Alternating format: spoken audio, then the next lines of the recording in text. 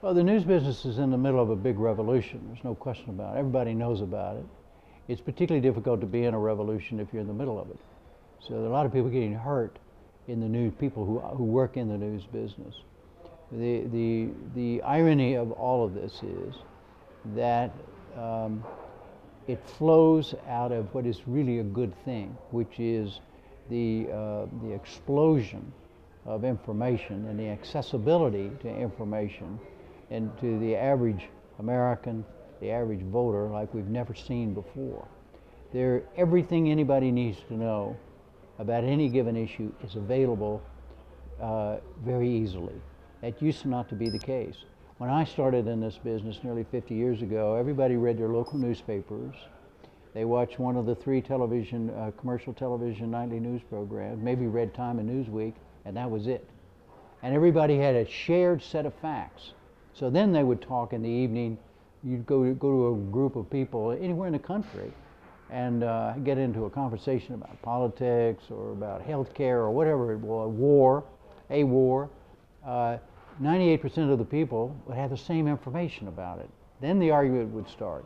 Now what's happened is that because of this proliferation of information sources, the first time people hear about some of these things, they hear about them from an opinionated point of view. Now those of us in this business who are in the serious news business, I'm not talking about the big picture here, I'm talking about the people in journalism who are in the serious news part of journalism, we have to adjust to this. We have to adjust to the fact that we may be the second read, the third read, rather than the first read. And we have to adjust to the fact that our information and our journalism has to be available to everybody on every kind of little machine. If somebody wants to watch some serious piece of journalism of the NewsHour or of a newspaper anywhere, and they want to do it on a pink iPod with their name on it, that's fine. I don't care. I don't care how they do it. The problem here has been that the traditional news outlets, the daily newspapers, in many ways the commercial television newscasts, both local and nationally, have been hurt because their traditional income sources have been destroyed by the internet. The foundation for daily newspapers has always been classified advertising. Well, there is no such thing anymore. And so, the adjustment has been painful.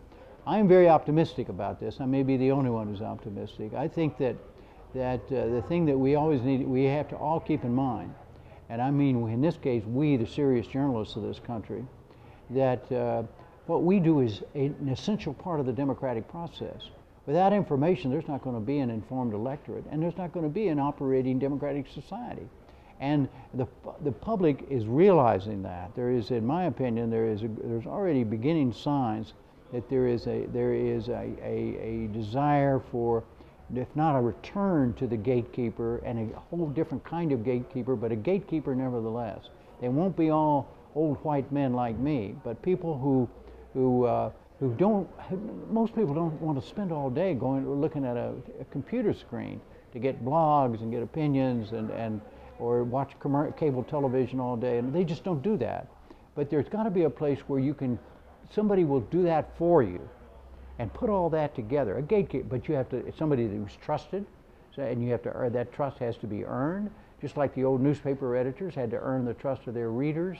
Executive producers of television news programs have to earn the trust of their viewers. We got to think about it not as print or radio or television or blogs or whatever, or twit or tweeters or whatever in the hell they are. We got to think about it that about what is the information, what is the journalism.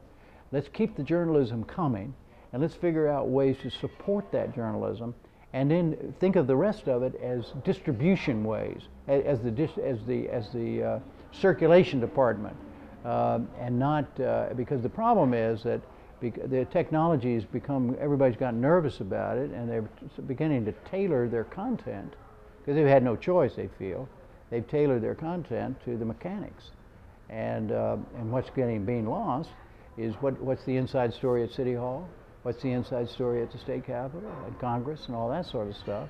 Because that's the whole point of journalism, is to go to these places where the public cannot go themselves, and they send reporters there on their behalf and report back.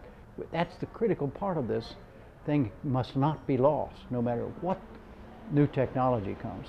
Whether it's an expansion of the old-time media or there's a creation of new gatekeeper-type organizations that professional journalists who sort through all of this stuff, not just the news, but it has all the aspects of the news on a particular. For instance, if you want to know, there's been a development, say, on an oil leak off a rig, say, in the Gulf of Mexico, and you want to know, well, I want to know what happened, but I also want to know how could that have happened, and what do people think about this, and what can be done about it? Well, you want to get it all together.